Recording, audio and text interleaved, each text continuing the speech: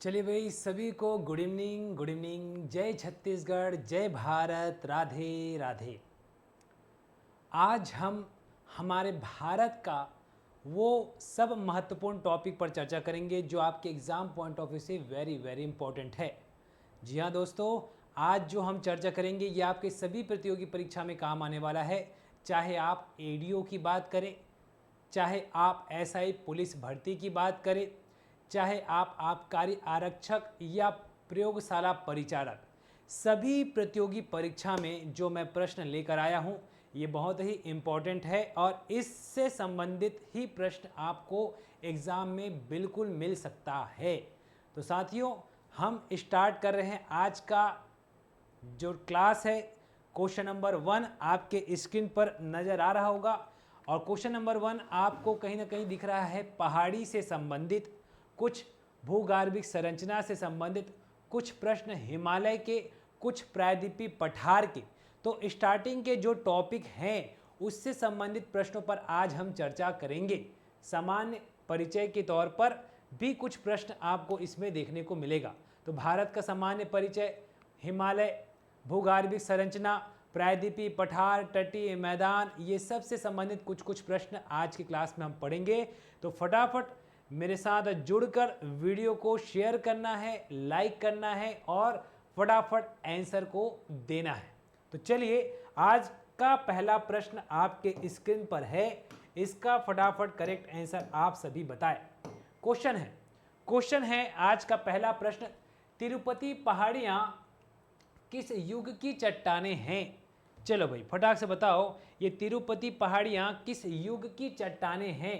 धारवाड़, कडप्पा, विंध्य या इनमें से कोई नहीं?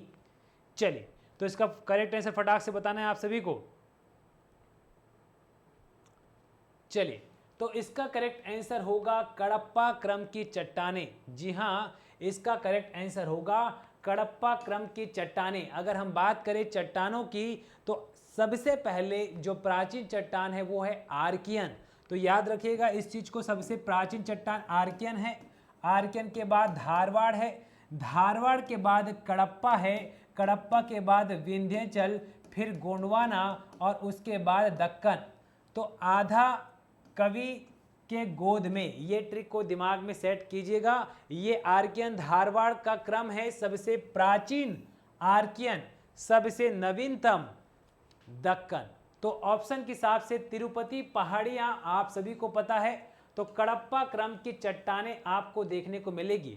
आंध्र प्रदेश का एक जिले का नाम है कडप्पा, इन्हीं चट्टानों के उस नाम पर है कडप्पा। तो याद रखिएगा ये तिरुपति पहाड़ियां इसी कडप्पा क्रम की चट्टानें हैं। चलो अगला प्रश्न, आपका अगला क्वेश्चन है क्वेश्चन नंबर 2। निम्नलिखित भारत का बेसाल्टी लावा प्रदेश है? हम सभी को पता है बेसाल्ट से निर्मित जो प्रदेश है वो है हमारे भारत का दक्कन का पठार। पूरा प्रायद्वीपीय पठार को अगर हम बात करें तो दक्कन का पठार का जो क्षेत्र है जिसमें महाराष्ट्र शामिल है, जिसमें थोड़ा सा हिस्सा मध्य प्रदेश का है, थोड़ा नीचे की तरफ आओगे तो कर्नाटक, तेलंगाना का पठार, ये सब इस दक्कन के पठार का ही हिस्सा है।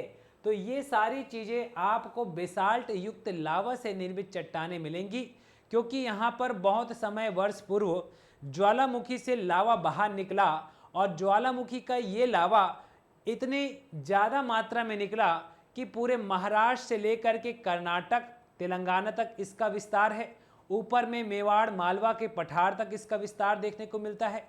तो कहीं ना कहीं ये बेसाल्ट लावा का प्रभाव है। तो इसमें ये दक्कन का पठार इसका करेक्ट आंसर होगा।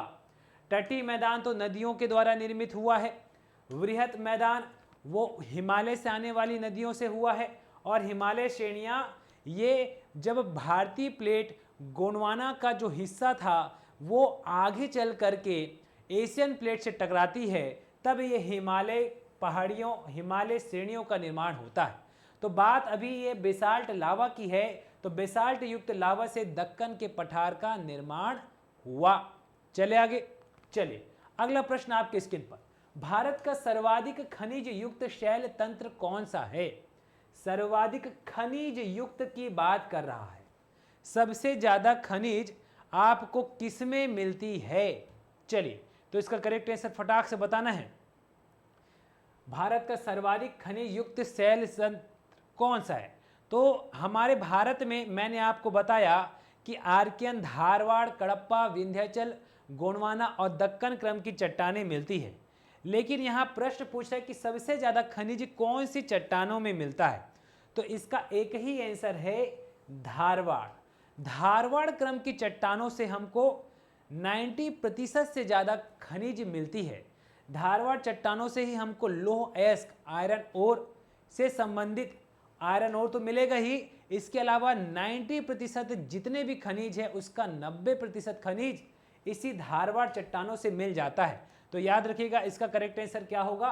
धारवाड़, जिसमें सर्वाधिक खनिजों की प्राप्ति होती है। स्पष्ट है? क्लियर है? चलिए भाई, अगला प्रश्न, इसका करेक्ट आंसर होगा ए। अगला प्रश्न आपके स्क्रीन पर है, फटाफट क्वेश्चन को देखें। प्रायद्वीपीय भारत की कोयला पट्टियां किस काल में विकसित हुई? अब एकदम आसान सा प्रश्न है। प्रायद्वीपीय भारत की कोयला पट्टी, अब प्रायद्वीपीय जो हिस्सा है वो वास्तव में गोंडवाना लैंड का हिस्सा था। जब भारतीय प्लेट गोंडवाना लैंड से टूट करके अलग हुआ तो कहीं ना कहीं ये भारतीय प्लेट ऊपर की तरफ एशियन प्लेट से टकराई।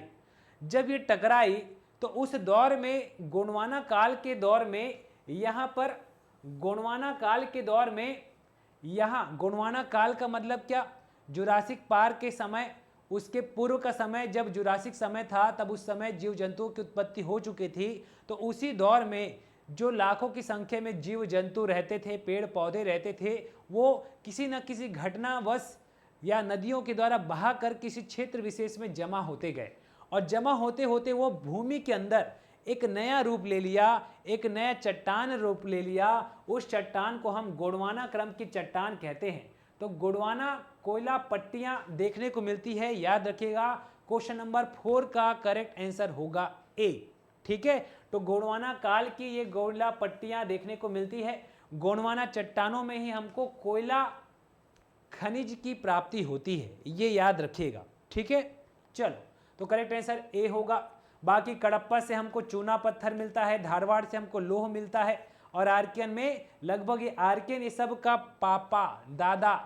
ठीक है, आर्कियन सब का दादा है, अगर सीधा सीधा मैं बोलूं तो। बात समझ में आई? स्पष्ट है? क्लियर है यहाँ तक?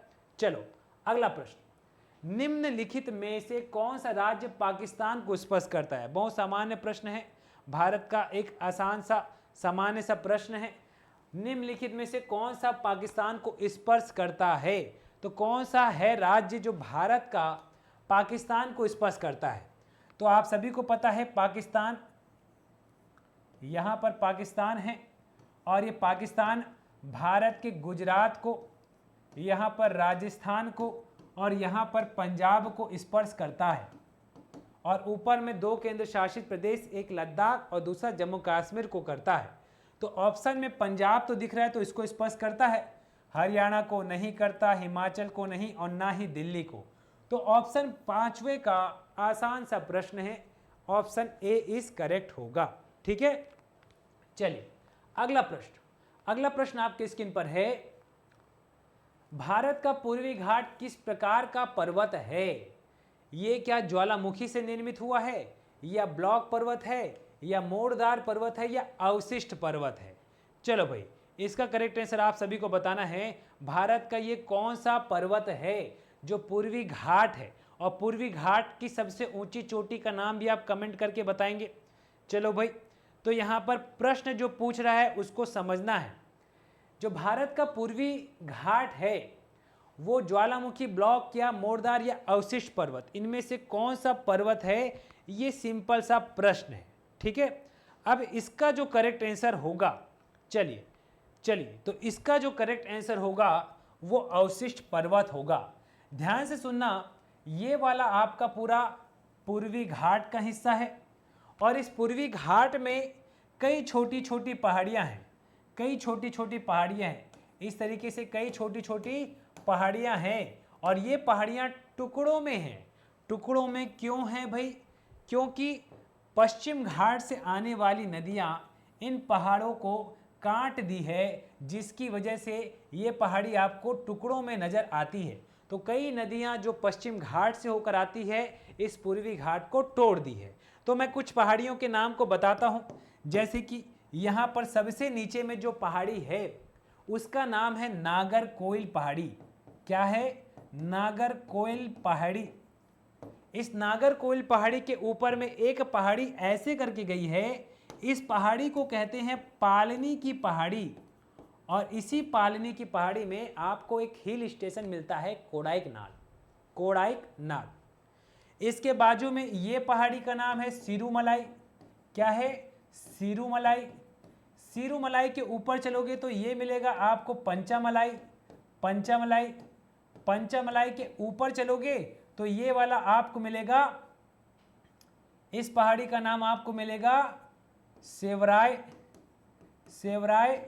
और ऊपर में चलोगे तो यहाँ पर मिलेगा जवादी की पहाड़ी। तो ये कई पहाड़ियाँ हैं जो तमिलनाडु की है। ये सभी की सभी पहाड़ियाँ कौन से राज्य की दिख रही है? तो ये तमिलनाडु की पहाड़ी है।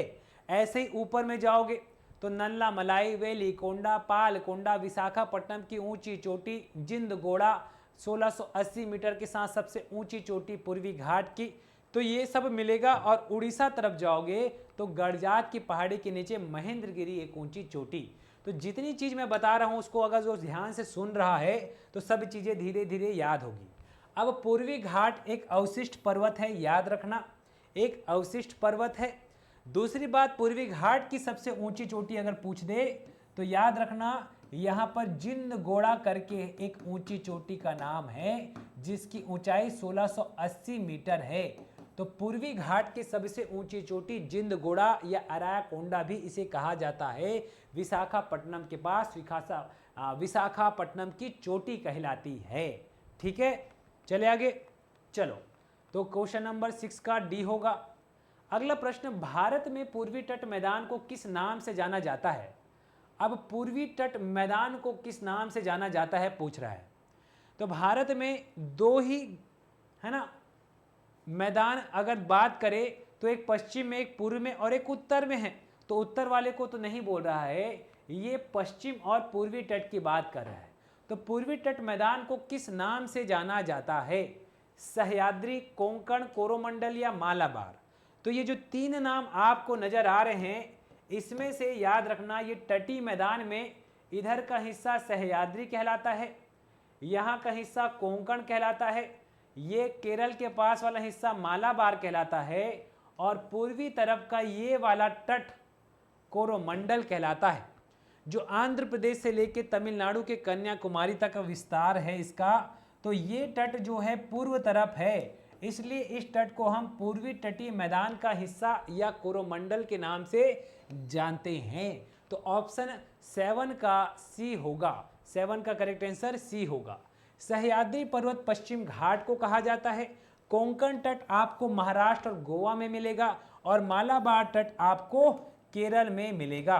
तो ये सारी चीजें दिमाग में सेट करना। कोरोमंडल तमिलनाडु से लेके कृष्णा नदी के मुहावने तक देखने को मिलता है। ठीक है, तमिलनाडु से कृष्णा नदी के मुहावने तक कोरोमंडल तट मिलता है। चलो अगला प्रश्न, श्रीहरिकोटा द्वीप कहां पर अवस्थित है? चिल्का झील के समीप। तो चिल्का झील तो आपका उड़ीसा राज्य में है। महानदी के मुहावने पे ये भी उड़ीसा के पास मुहावना है। पुलिकट झील ये तमिलनाडु और आंध्र प्रदेश के बीच में बाउंड्री बनाता है।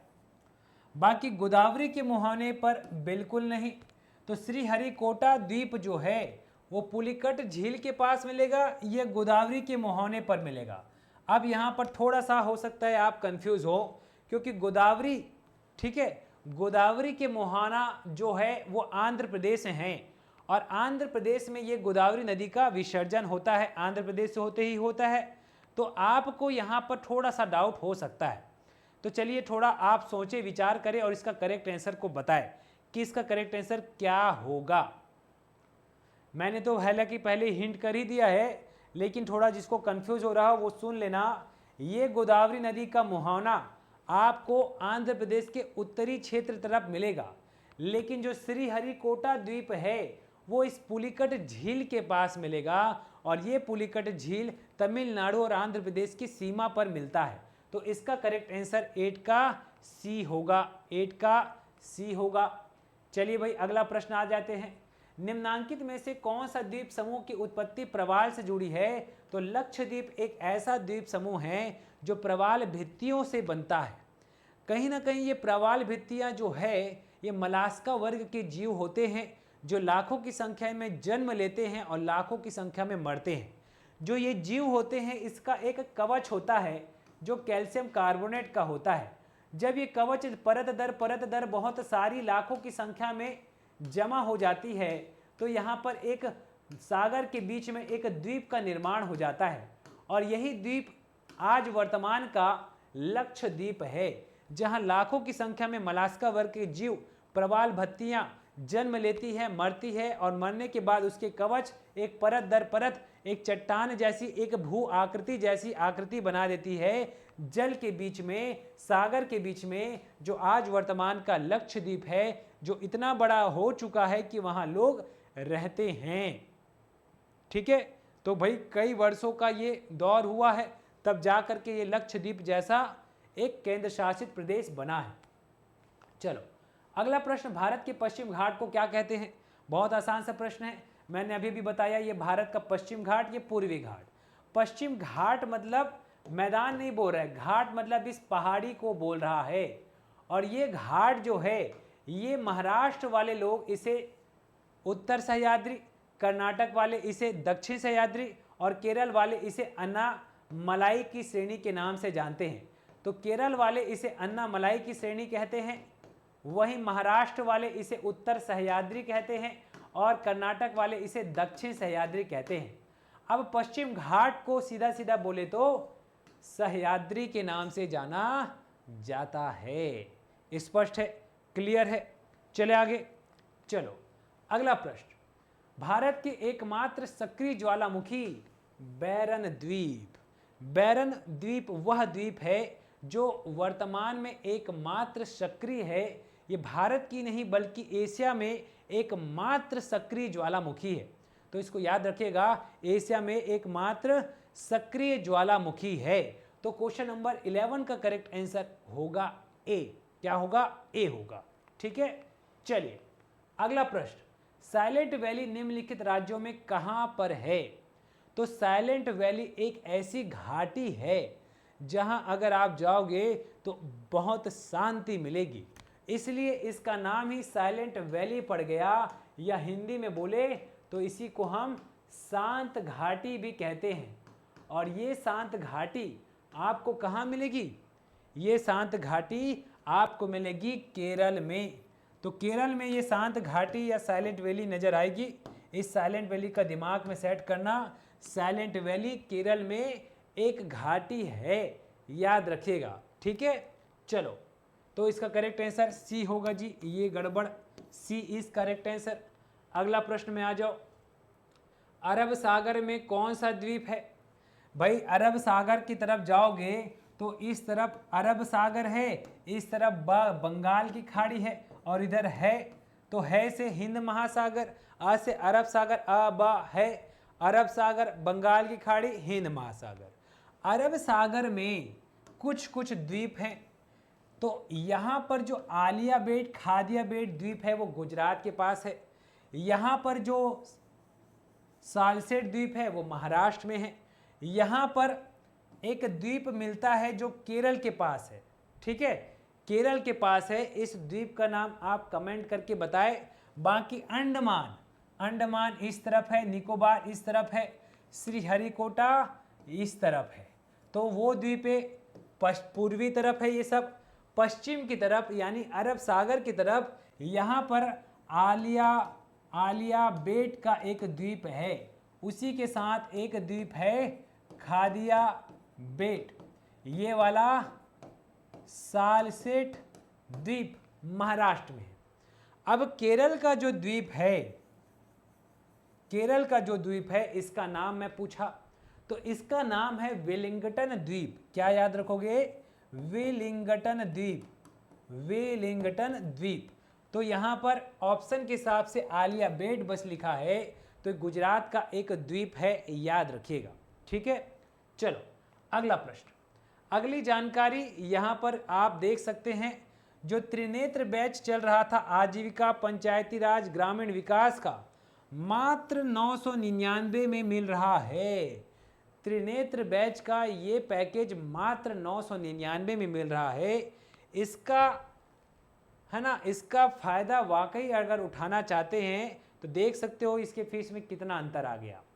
तो यहाँ आजीविका पंचायती राज और ग्रामीण विकास तीनों सब्जेक्ट आपको मिलेगा मात्र 999 में। इसके लिए आप डिटेल इस दिए हुए नंबर पर कांटेक्ट करके पूछ सकते हैं और यहाँ से जानकारी लेकर आप इसे परचेस कर सकते हैं। ठीक है, चलिए इसके अलावा लक्ष्य बैच, जिसकी पूरी फैकल्टी, पूरी टीम, पूरे लक्ष्य बैच में व्यापम का जो फीस है 10,000, उसकी कमी करके 2,999 में दी जा रही है, जिसमें पूरी फैकल्टी जो नज़र आ रही है सब पढ़ाएंगे। क्योंकि व्यापम मतलब बड़ा बैच, लक्ष्य बैच, जिसमें सभी प्रतियोगी परीक्षा शामिल हो जाती है। तो इसमें आपको सभी विषयों पर चर्चा करनी होती है, मैथ से लेके हिंदी से लेके इंग्लिश से लेके पूरा इंडियन जीएस छत्तीसगढ़, तो सब के सब चीज़ें आपको 2,999 में मिल रहा है।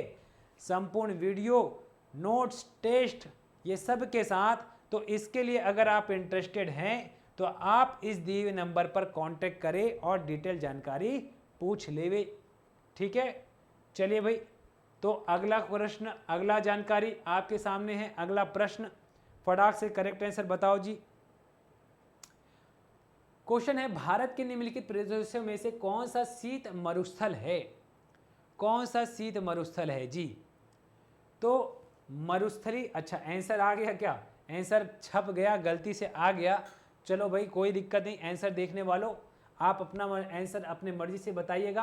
भारत के निम्नलिखित प्रदेशों में कौन सा शीत मरुस्थल है? तो मरुस्थली ये है थार का मरुस्थल जो राजस्थान में है, तमिलनाडु का तिरुनेलवेली प्रदेश, कच्छ प्रदेश, लद्दाख। तो ये लद्दाख में आपको मिलेगा, लद्दाख में मिलेगा शीत मरुस्थल। तो करेक्ट आंसर क्या होगा?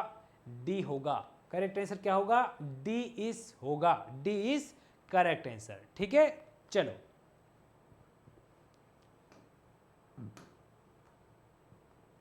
लो भाई प्रश्न, हिमालय पर्वत की निम्नलिखित चोटियां भारतीय क्षेत्र में शामिल है। तो भाई आप सभी को बता दूं, ये एवरेस्ट जो है ना, ये एवरेस्ट मसाला नहीं, ये माउंट एवरेस्ट है जो कि आपको नेपाल में मिलेगा। ये माउंट कैलाश है, ये आपको तिब्बत की तरफ देखने को मिलेगा। कंचनजंगा ये मिलेगा सिक्किम में, धौलागिरी ये मिलेगा नेपाल में। तो इनमें से करेक्ट आंसर आपको बताना है। चलो भाई, अब यहाँ पर करेक्ट आंसर बताना है। अब ऑप्शन के हिसाब से तो करेक्ट आंसर आप देख सकते हैं कहाँ कहाँ मैंने आपको बताया, और इसके हिसाब से आपका करेक्ट आंसर क्या है ये कमेंट करके बताओ फटाक से। जो आपको नज़र आ रहा है इसका करेक्ट आंसर बताना है। चलिए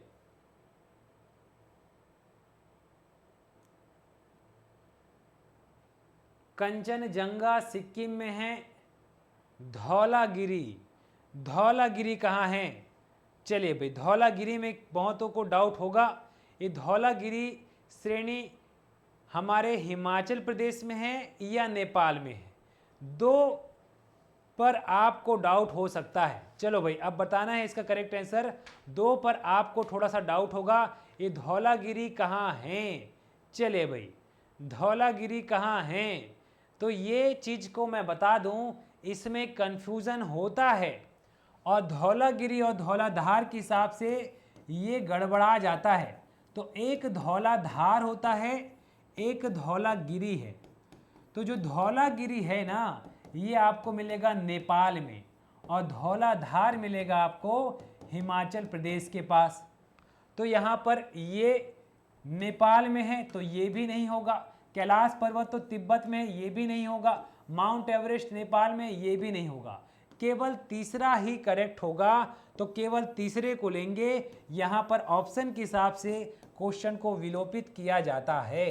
ठीक है, अगर ये धौलाधार होता तो बिल्कुल ये नेपाल में काउंट हो जाता। ठीक है जी, तो करेक्ट आंसर यहाँ पर जो भी ले, आपको इसको नहीं लेना है, क्योंकि धौलाधार होता तो हिमाचल प्रदेश के अंतर्गत आता, लेकिन गिरी नेपाल में है, याद रखना। ठीक है, तो धार और गिरी में कंफ्यूज होते हैं लोग, तो धौलागिरी नेपाल में है और धौलाधार भारत में ही है। चलो, तो इसका ऑप्शन यहाँ पर केवल 3 सही है, बाकी सब गलत है। चलो, भारत की सबसे ऊंची चोटी किस राज्य में है? सबको पता है भारत की सबसे ऊंची चोटी सिक्किम में है, और सिक्किम में इस ऊंची चोटी का नाम जो है वो है कंचनजंगा। तो भारत की सबसे ऊंची चोटी सिक्किम में है, याद रखना। दूसरी ऊंची चोटी कहलाती है ये, लेकिन पहली ऊंची चोटी अगर मैं बात करूं लद्दाख में, और लद्दाख में पीओके के अंतर्गत आता है K2। तो पीओके को कई बार अपना भारत अपना मानता है, लेकिन कुछ लोग पीओके को अपना नहीं मानते, तो उसमें विवाद उत्पन्न होता रहता है। लेकिन ये प्रश्न में भारत की सबसे ऊंची चोटी इनमें से ये सिक्किम होगा, कंचनजंगा। तो करेक्ट आंसर क्या होगा? ए होगा। अब ये जम्मू कश्मीर को नहीं लेना, क्योंकि जम्मू कश्मीर में तो है ही नहीं। अगर यहाँ लद्दाख दिया होता तो लद्दाख में सबसे ऊंची चोटी है K2, और K2 की बात करूं तो यही है गॉडविन ऑस्टिन, जो भारत की सबसे ऊंची चोटी है, गॉडविन। हालांकि ये गॉडविन ऑस्टिन जो है ये भारत सरकार इसको अपना मानती है, लेकिन एक्चुअल में ये पीओके में है, पाक ऑक्यूपाइड कश्मीर, पाक अधिकृत कश्मीर में है। तो इसलिए भारत की सबसे ऊंची चोटी को आप सिक्किम लोगे। करेक्ट आंसर यहाँ पर नहीं लेना। कंचनजंगा दूसरी सबसे ऊंची चोटी है, पहली K2 है, याद रखना।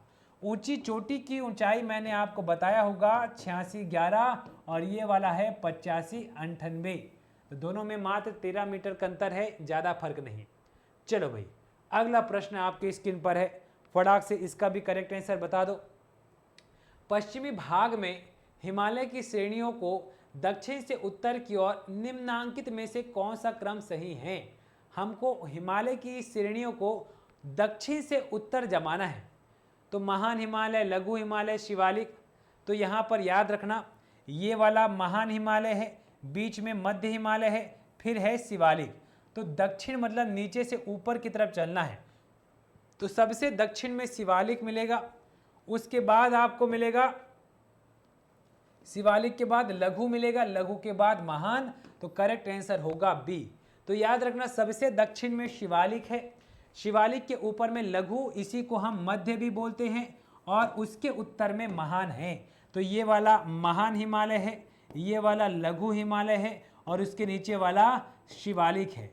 और प्रश्न में उत्तर से दक्षिण ना बोल के दक्षिण से उत्तर बोला, मतलब ये दक्षिण है, ये उत्तर है। तो इस सीक्वेंस में शिवालिक, लघु, महान, करेक्ट आंसर होगा 17 का बी।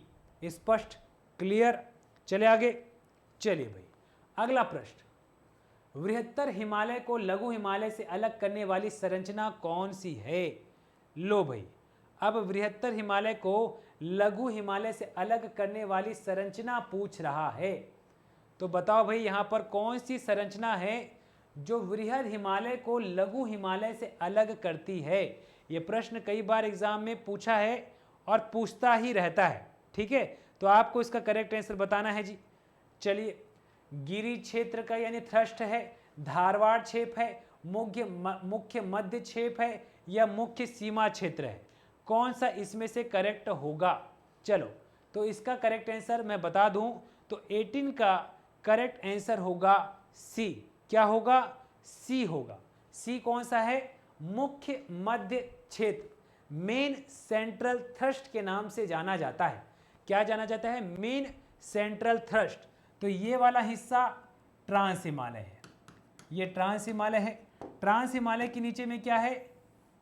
वृहद हिमालय है, वृहद के नीचे में मध्य है, और मध्य के नीचे में शिवालिक है। तो ये वाला शिवालिक हिमालय है, ये वाला आपका मध्य हिमालय है, ये वाला वृहद है, और ये वाला ट्रांस है। तो ये वाला जो है इसे इंडो सांगपो जोन के नाम से जाना जाता है। दोनों के बीच में अगर ट्रांस और वृहद के बीच करे तो इसे इंडो सांगपो जोन के नाम से जाना जाता है। ठीक है, अगर हम प्रश्न को देखें तो बृहत्तर और लघु मतलब ये वाले के बीच का पूछ रहा है।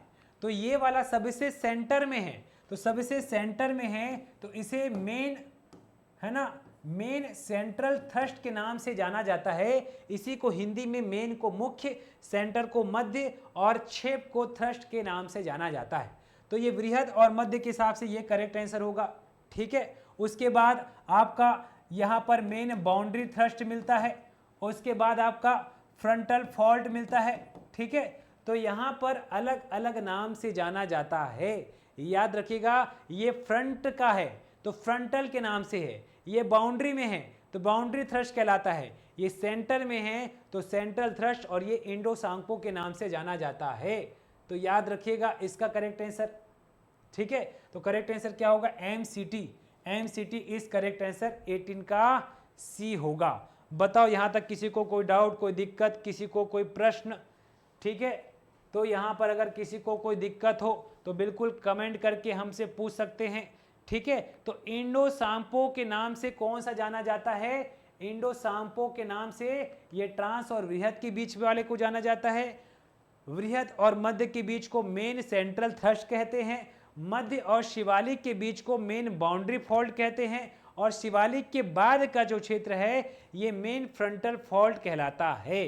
तो मेन फ्रंटल फॉल्ट, तो सब में याद रखना, मेन मेन मेन, ये फ्रंट फॉल्ट है, ये बाउंड्री फॉल्ट है, ये सेंट्रल थ्रस्ट है, ये इंडो सैम्पो फॉल्ट है, या इंडो सैम्पो फ्यूचर के नाम से जाना जाता है। ठीक है, इसको शॉर्ट फॉर्म में ISFZ के नाम से भी जाना जाता है, ISFZ। ठीक है, इंडो सैम्पो फॉरेस्ट, याद रखना। ठीक है, सॉरी फॉरेस्ट बोल दिया, फ्यूचर जोन। ठीक है, इसको पूरा लिख दूं क्या मैं अच्छे से? इंडो सांपो फ्यूचर, ठीक है, जोन। ये main central thrust, main centre thrust, ये वाला मेन बाउंड्री थ्रस्ट कहलाता है, बाउंड्री थ्रस्ट, और ये वाला मेन फ्रंटल फॉल्ट कहलाता है। ठीक है, तो ये सब नाम है, frontal fault, main boundary fault, main central thrust. ठीक है, चले आगे। चलो, तो करेक्ट आंसर इसका मुख्य होगा वृहद और मध्य के बीच में। अगला प्रश्न है, न्यूमूर द्वीप किन दो देशों के बीच में स्थित है? तो यहाँ पर भारत पाकिस्तान के बीच में बिल्कुल नहीं, भारत श्रीलंका के बीच में नहीं, भारत नेपाल के बीच में नहीं, भारत और बांग्लादेश के बीच में एक द्वीप नीचे से निकलता हुआ उमज्जन प्रक्रिया से नजर आया। जैसे हिमालय नीचे से ऊपर उठ रहा है, वैसे सागर के बीच से ये न्यूमूर द्वीप भी आया, जो कि काफ़ी ज़्यादा चर्चे में था, विवाद की स्थिति में था कि ये बांग्लादेश का है कि भारत का, लेकिन वर्तमान में ये फिर से डूबा हुआ नजर आता है, इसलिए अभी ये ज़्यादा विवाद में नहीं। तो भारत और बांग्लादेश के बीच में है, याद रखना 19 का करेक्ट आंसर होगा B। चलो अगला प्रश्न, अगला प्रश्न आपकी स्क्रीन पर है। चलो भाई अगला प्रश्न को देखो और करेक्ट आंसर बताओ। क्वेश्चन नंबर 20, निम्नलिखित को सुमेलित करना है। असम हिमालय किन दो नदियों के बीच में है? कुमायूं, नेपाल, पंजाब। तो सुन लो, ध्यान से देख लो, और इसका करेक्ट आंसर मैं आपको बताता हूं। तो ये जो असम हिमालय है, ये जो असम हिमालय है, ये ब्रह्मपुत्र तरफ देखने को मिलेगा। तो तीस्ता और ब्रह्मपुत्र के बीच में है, तो बिल्कुल इसके साथ जोड़ी मिल गया, तीस्ता और ब्रह्मपुत्र के बीच में। कुमायूं हिमालय, तो सुन लो मैं बना देता हूं, ये है सिंधु नदी, ये है सतलज नदी, ये है काली नदी, ये है तीस्ता नदी, और ये है ब्रह्मपुत्र नदी। ये 5 नदियां याद रखना। क्या क्या बोला? स्टार्टिंग का नाम लिख रहा हूं, सिंधु, ये है आपकी सतलज, ये है आपकी काली नदी, ये है आपकी तीस्ता नदी, और ये है आपकी ब्रह्मपुत्र नदी। अब यहाँ पर अगर मैं जगहों के नाम बताऊं तो ये काश्मीर हिमालय है, ये कुमायूं हिमालय है, ये नेपाल हिमालय है, और ये असम हिमालय है। तो असम हिमालय को देखो तीस्ता और ब्रह्मपुत्र के बीच में, कुमायूं हिमालय को देखो सतलज और काली के बीच में ही है, नेपाल हिमालय को देखो काली और तीस्ता के बीच में है, और पंजाब या कश्मीर हिमालय सिंधु और सतलज के बीच में। मतलब 1 2 3 4 इसका करेक्ट आंसर ही होगा। ठीक है, करेक्ट आंसर 1 2 3 4। ठीक है साथियों, ठीक है। तो यहाँ तक ही प्रश्न रखे आज की क्लास में। लगभग हमने 20 प्रश्नों पर चर्चा किया। इसके आगे हम अगली क्लास में चर्चा करेंगे। ठीक है साथियों, तो आज की क्लास को हम यहीं तक रखते हैं। फिर मिलेंगे हम अगली क्लास में नए विषय के साथ, नए टॉपिक के साथ। ठीक है, तो आज के लिए इतना ही। वीडियो को शेयर करना है, लाइक करना है। बाकी जानकारी जो मैं आपको दिया हूँ कि साध्य पीएससी एकेडमी के द्वारा सभी कोर्स लॉन्च कर दिए गए हैं, जिसमें से मुख्य रूप से एडीओ तो आपका लंबे समय हो गया चल रहा है और एग्ज़ाम भी अब सामने आ रहा है। इसके अलावा आपका प्रयोगशाला परिचारक, जिसके लिए आपके पास भरपूर समय है, उस पर आप फोकस करें। ठीक है, उसके अलावा आपका आबकारी आरक्षक, जिसका मौका आपके सामने है। आबकारी आरक्षक अपने आप में बहुत अच्छा पद, तो उसके लिए आप बिल्कुल फोकस करें। बाकी व्यापम से संबंधित आमीन, पटवारी और अन्य एग्ज़ाम जो आपको फ़ायदेमंद होगी व्यापम बैच की तैयारी करने से, तो आप लक्ष्य बैच को ज्वाइन कर सकते हैं। तो साथियों, आज की क्लास में हमने जितना पढ़ा ये आपके सभी प्रतियोगी परीक्षा में काम आने वाला है। आप एडीओ की पढ़ रहे हो या फिर आप प्रयोगशाला की कर रहे हो या आमीन पटवारी या फिर आप पुलिस भर्ती और एसआई आबकारी आरक्षक जिसकी भी तैयारी कर रहे हैं, सभी एग्ज़ाम में ये आज के जितने प्रश्न बताए, यहाँ से बिल्कुल आपको एक आध प्रश्न मिल सकता है। तो मेरे साथ इस एमसीक्यू को देखते रहे, वीडियो शेयर करें। अगर ये सेशन अच्छी लगी हो तो हमको कमेंट करके ज़रूर बताएं, ताकि हम ऐसे सेशन कंटिन्यू आपके लिए लेकर आते रहे। ठीक है साथियों, तो आज की क्लास को हम यहीं तक रखते हैं। फिर मिलेंगे हम अगली क्लास इसी के आगे नए टॉपिक के साथ। आज के लिए इतना ही। धन्यवाद। हर हर महादेव। बाकी कोई सुझाव हो तो आप हमें कमेंट कर बिल्कुल बता सकते हैं।